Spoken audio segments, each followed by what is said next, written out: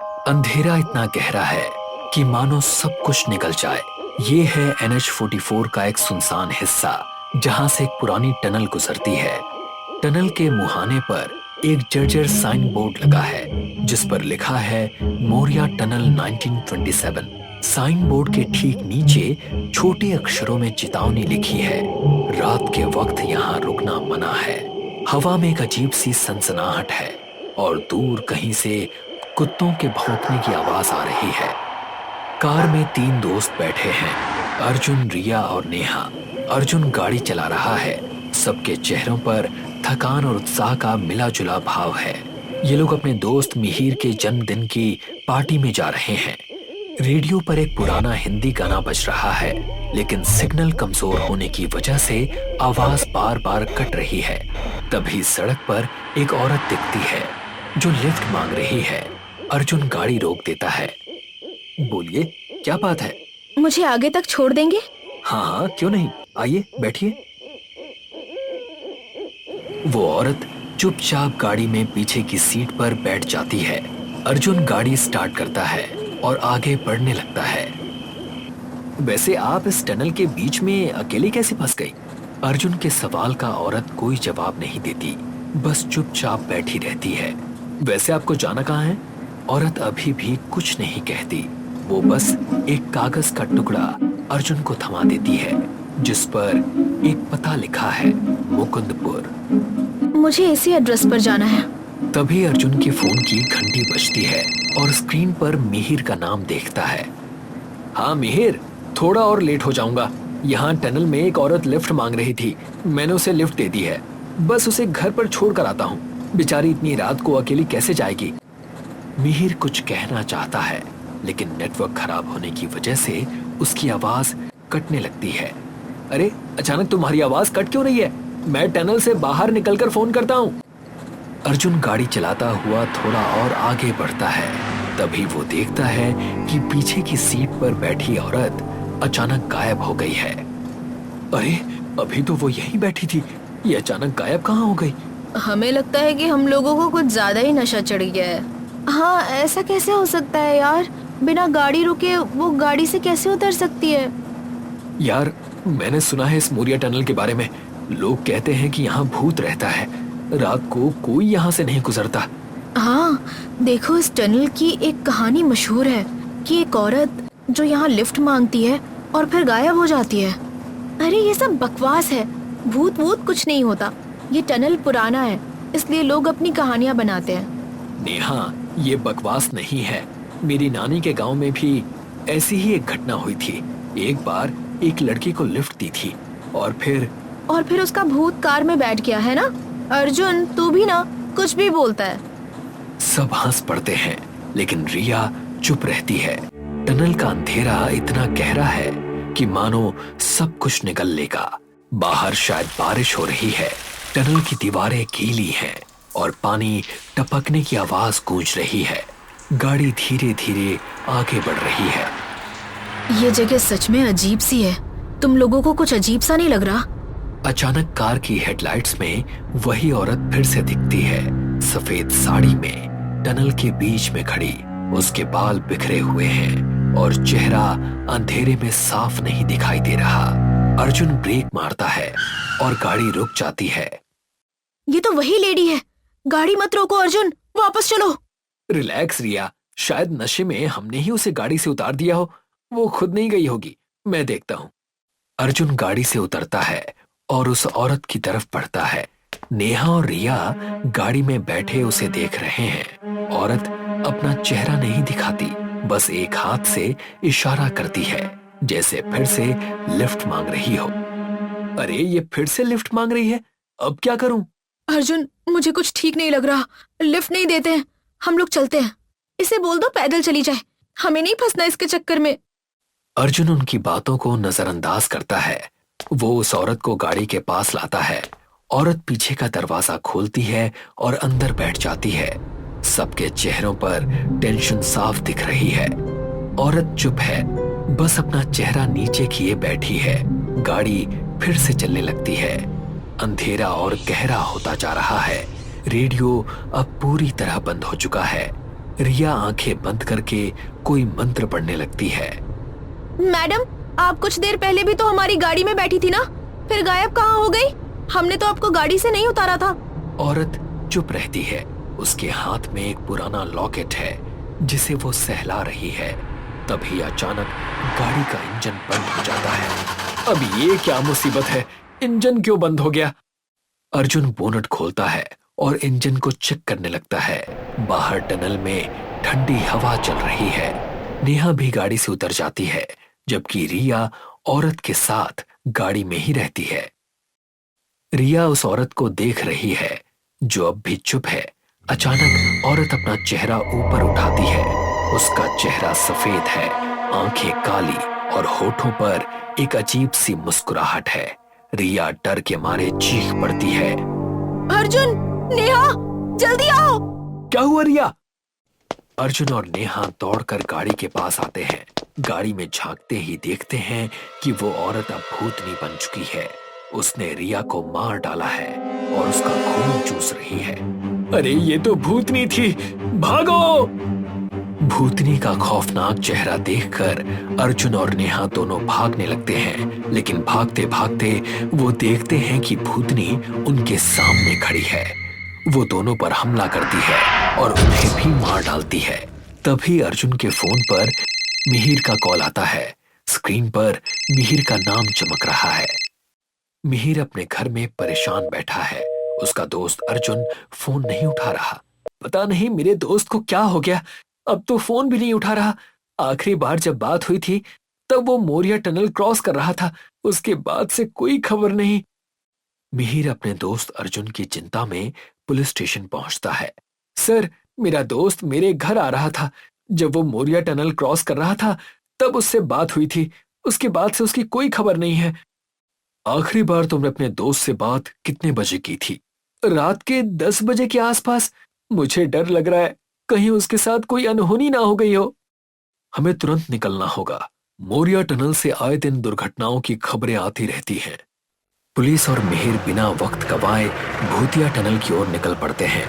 वहां पहुंचकर देखते हैं कि अर्जुन की गाड़ी टनल के बीच में खड़ी है। सर, ये मेरे दोस्त अर्जुन की गाड़ी है, बीच सड़क पर खड़ी है, शायद खराब हो गई होगी। शुक्र है गाड़ी का एक्सीडेंट नहीं हुआ, तुम्हारा दोस्त बच गया होगा। मिहिर पुलिस की गाड़ी से उतरकर अर्जुन की गाड़ी देखने जाता है। जैसे ही वो गाड़ी में झांकता है, देखता है कि रिया की लाश पड़ी है। एक भूतनी उसकी लाश को नोच नोच कर खा रही है। मिहिर को देखते ही भूतनी गायब हो जाती है। मिहिर डर के मारे कांपने लगता है। Sir, sir, sir! Police inspector Mihir की चीख सुनकर दौड़ कर आते हैं। क्या हुआ? गाड़ी के अंदर रिया की लाश पड़ी है, अर्जुन और नेहा गायब हैं। हो सकता है कि अर्जुन और नेहा रिया का मर्डर करके भाग गए हो। वो लोग इसे क्यों मारेंगे?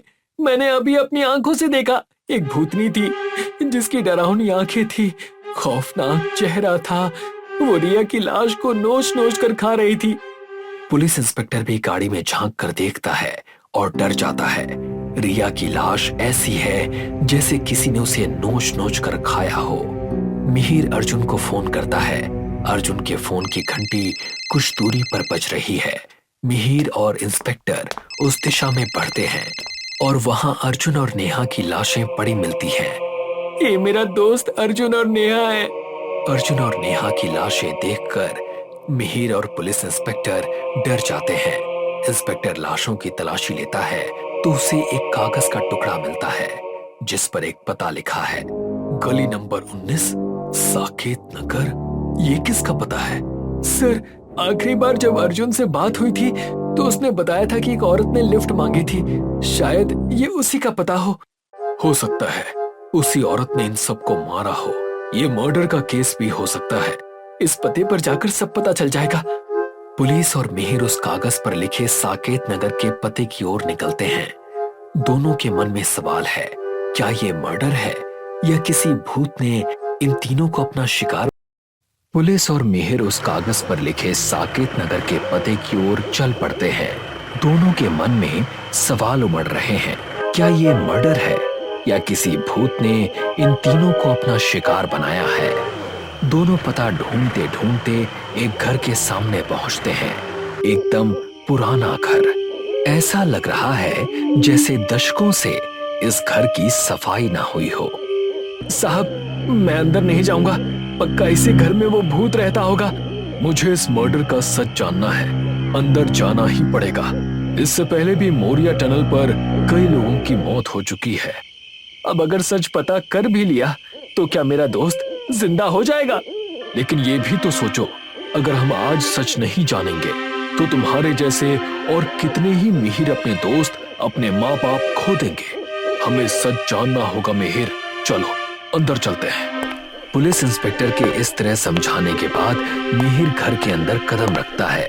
दरवाजे झूल रहे हैं, खिड़कियों के शीशे टूट चुके हैं, कमरों में पुराने पलंग और टूटी कुर्सियां पड़ी हैं।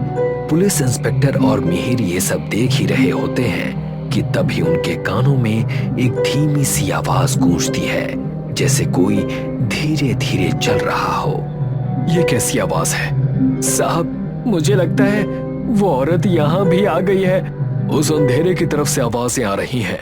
लग रहा है जैसे उस अंधेरे में कोई है। पुलिस इंस्पेक्टर उस अंधेरे में टॉर्च चलाता है।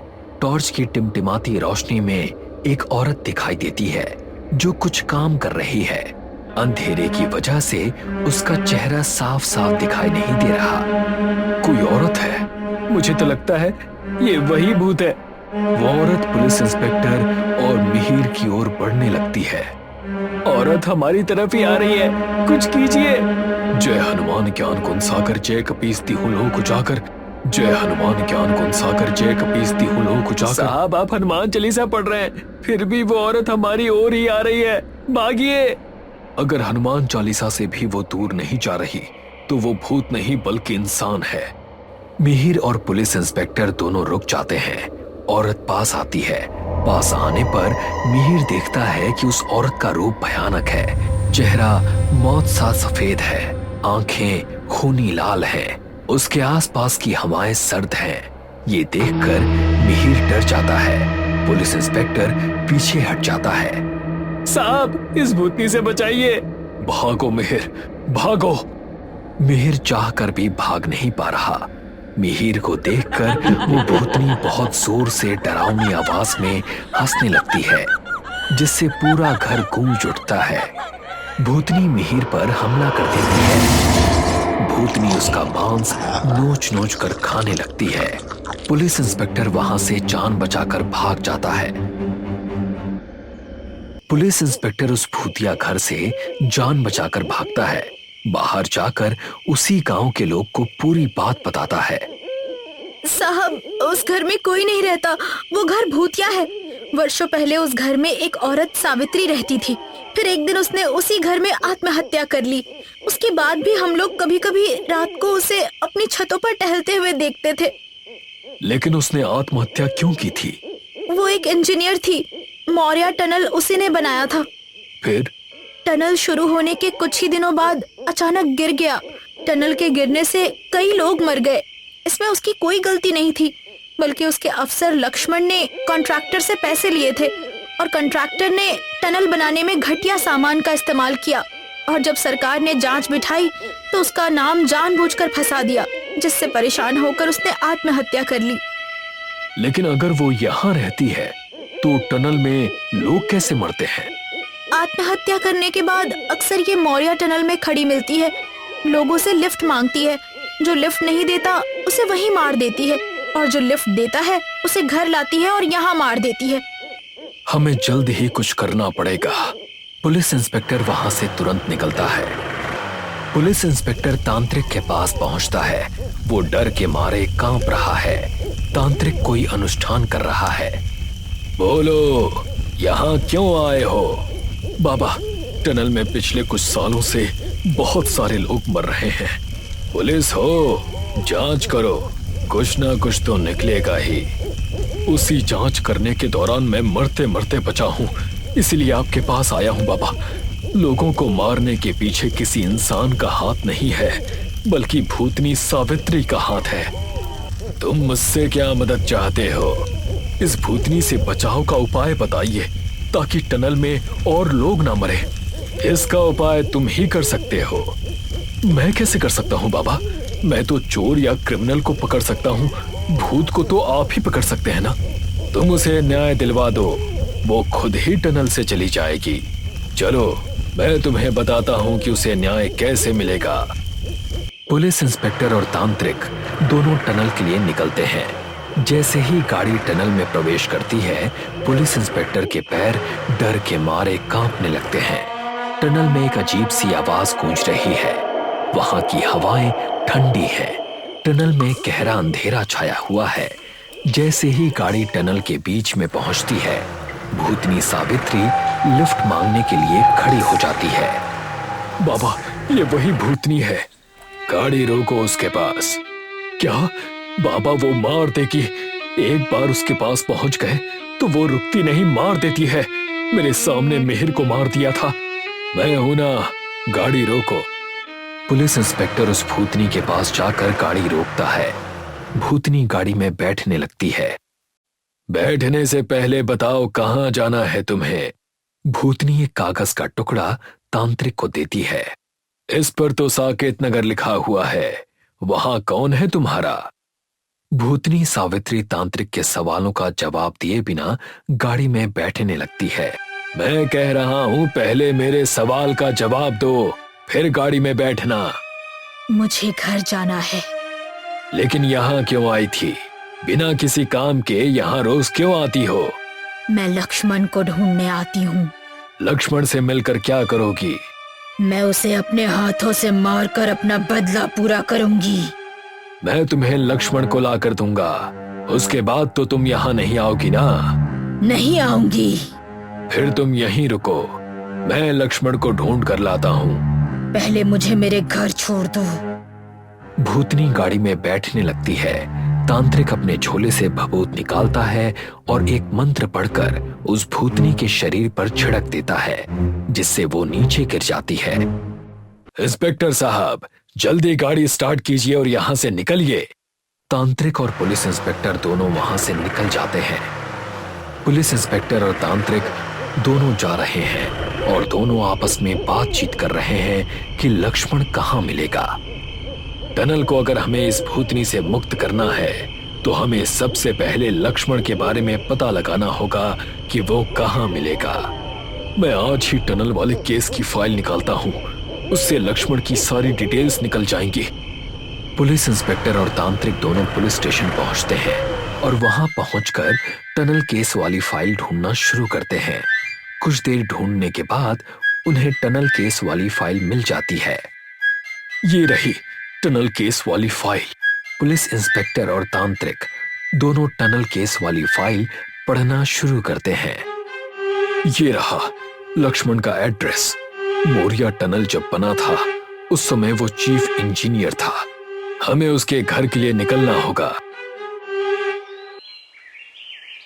पुलिस इंस्पेक्टर और तांत्रिक दोनों लक्ष्मण के घर के लिए निकल जाते हैं। दोनों उसके घर प्रहलादपुर पहुंचते हैं। लक्ष्मण के दरवाजे को खटखटाते हैं तो लक्ष्मण का बेटा सूरज दरवाजा खोलता है। जी बताइए। हमें लक्ष्मण जी से मिलना है। लेकिन पापा तो अभी घर पर नहीं है। एक्चुअली वो अभी तक ऑफिस से आए ही नहीं हैं। आपका नाम? सूरज। ठीक है, क्या आप अपने पापा का नंबर दे सकते हैं? मैं उनसे फोन पर ही बात कर लूंगा। सूरज पुलिस इंस्पेक्टर के कहने पर अपने पापा का नंबर देता है। लक्ष्मण का नंबर लेने के बाद पुलिस इंस्पेक्टर और तांत्रिक वहां से निकल जाते हैं। इंस्पेक्टर साहब, आप एक काम कीजिए, आप लक्ष्मण को फोन कीजिए और कहिए कि उसके बेटे का मोरिया टनल पर एक्सीडेंट हो गया है और वो वहां जल्दी आए।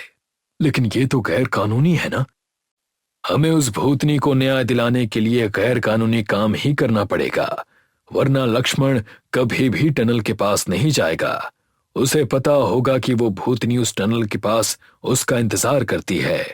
वो वहां जाएगा तो उसे मार देगी। पुलिस इंस्पेक्टर लक्ष्मण को कॉल करता है। हेलो, लक्ष्मण जी से मेरी बात हो रही है? जी, आपके बेटे का एक्सीडेंट हो गया है मोरिया टनल पर। आप तुरंत यहां पहुंचिए। जी, मैं तुरंत आ रहा हूं। चलिए, हमें भी टनल के पास चलना होगा। पुलिस और तांत्रिक दोनों मोरिया टनल के लिए निकल जाते हैं। कुछ दूर गाड़ी चलाने के बाद पुलिस इंस्पेक्टर और तांत्रिक दोनों मोरिया टनल पहुंचते हैं। वहां देखते हैं कि सामने से एक गाड़ी आ रही है, उसमें लक्ष्मण बैठा हुआ है। भूतनी सावित्री उससे लिफ्ट मांगती है। लक्ष्मण देखता है कि सामने पुलिस की गाड़ी खड़ी है। लक्ष्मण पुलिस को फोन करता है। मैं मोरिया टनल पहुंच गया हूं, लेकिन मेरे बेटे की गाड़ी कहीं दिखाई नहीं दे रही। आपके बेटे का कोई एक्सीडेंट नहीं हुआ है। जब आप मोरिया टनल पहुंच गए हैं तो भूतनी सावित्री को लिफ्ट भी दे दीजिए। मेरे साथ धोखा हुआ है। तुमने भी तो सावित्री के साथ धोखा किया था। सावित्री को लिफ्ट दे दो। लक्ष्मण की गाड़ी के सामने भूतनी सावित्री खड़ी है और भयानक आवाज में हंस रही है। मुझे माफ कर दो। लक्ष्मण अपनी गाड़ी से निकलकर भागने लगता है। भूतनी सावित्री उसके पीछे दौड़ती है। लक्ष्मण भागते भागते थक जाता है और नीचे सड़क पर गिर जाता है। भूतनी सावित्री उसका गला पकड़कर उसे हवा में उठा लेती है। कुछ ही क्षण में लक्ष्मण शरीर छोड़ देता है। लक्ष्मण को मरा हुआ देखकर भूतनी भयानक आवाज में हंसने लगती है। हंसते हंसते वो वहीं विलीन हो जाती है। तांत्रिक और पुलिस इंस्पेक्टर भी वहां से अपने अपने घरों के लिए निकल पड़ते हैं।